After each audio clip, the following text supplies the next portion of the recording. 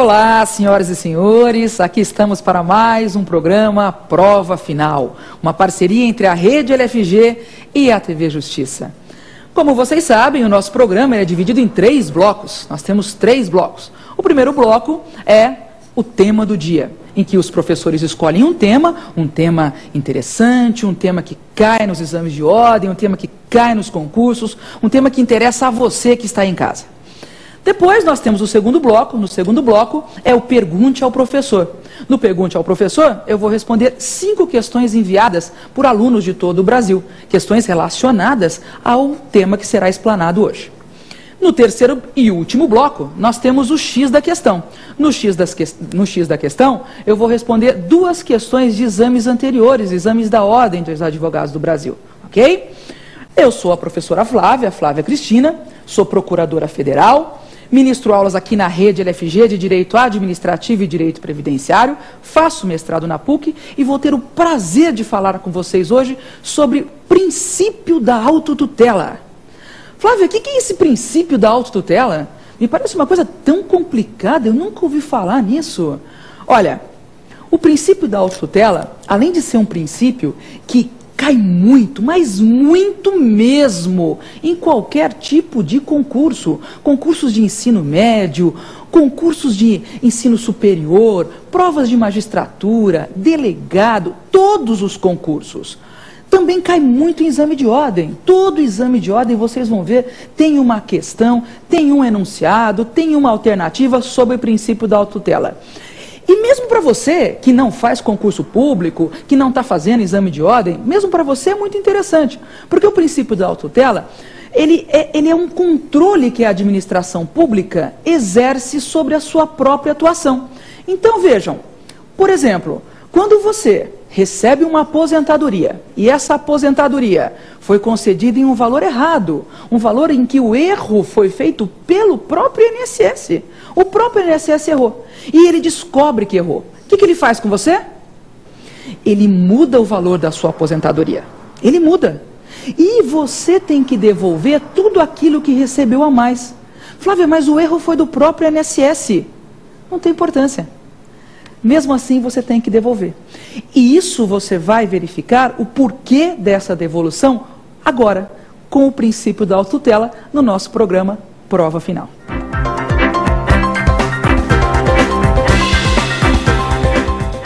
Muito bem. Então, o tema do dia hoje, direito administrativo, será princípio da autotutela. Flávio, o que é esse princípio da autotutela? Você disse que cai muito nos concursos, você disse que a OAB exige muito, que mesmo na prática, eu particular, cidadão, estou aqui na minha casa, eu também sou influenciado pelo princípio da autotutela. O que seria este princípio da autotutela?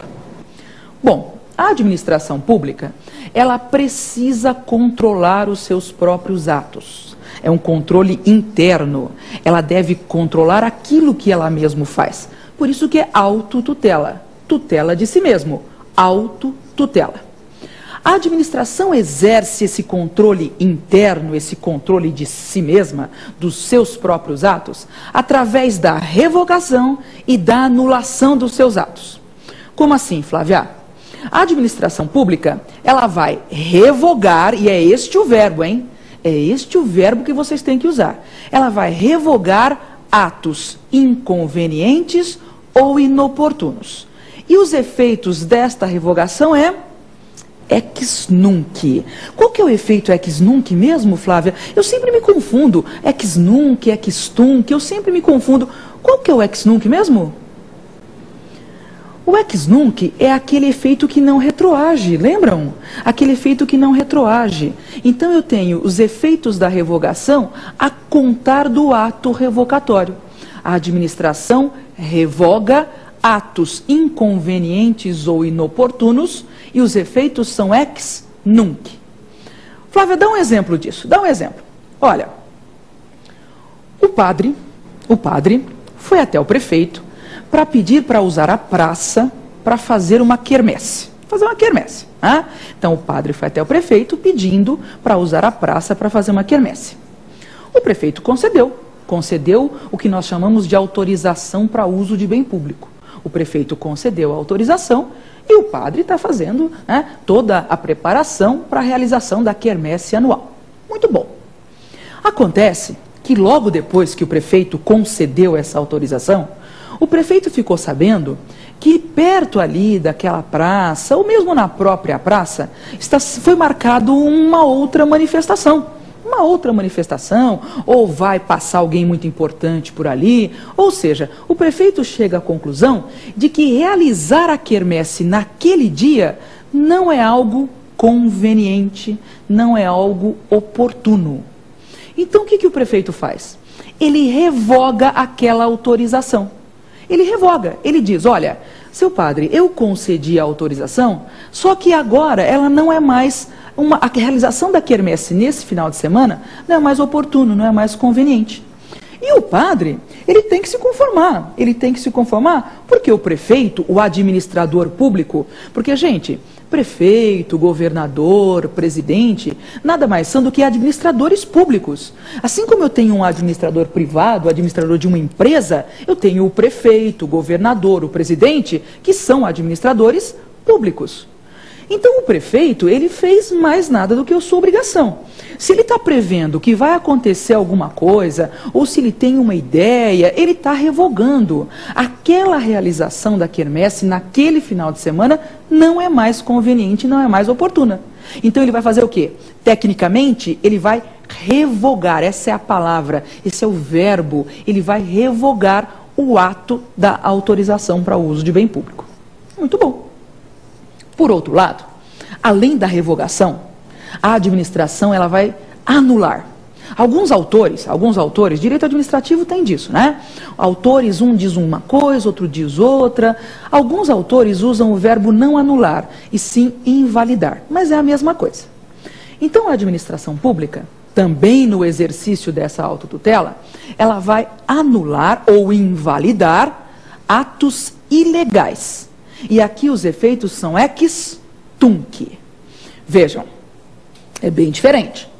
Na revogação, a razão da revogação é a inconveniência ou a inoportunidade de um ato administrativo. E os efeitos são ex nunc. Já na anulação, a razão da anulação é uma ilegalidade. Às vezes, não vem na minha prova, no meu concurso, a palavra ilegal. Pode vir vício, pode vir erro, pode vir equívoco. Tudo isso traduz em ilegalidade. Então, a administração, ela anula atos ilegais e aí os efeitos são ex tunc. Qual que é o ex tunc mesmo?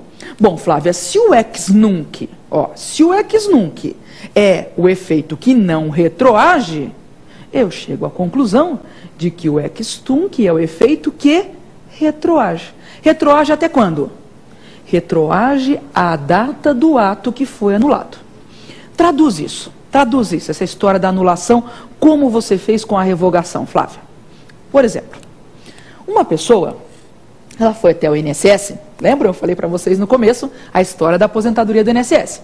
A pessoa vai até o INSS e consegue uma aposentadoria por tempo de contribuição, uma aposentadoria por idade, seja o que for. Consegue uma aposentadoria no valor de R$2.000, por exemplo, ok? R$2.000. O INSS vem pagando essa aposentadoria durante 1 ano, 2 anos, a pessoa está recebendo os R$2.000. No final desse tempo, o INSS descobre que houve um erro, um equívoco, uma fraude, uma ilegalidade, tá? Então o INSS descobre que houve uma ilegalidade na concessão daquela aposentadoria. Ilegalidade como, Flávia? Por exemplo, um tempo que foi contado e era um tempo que não existiu.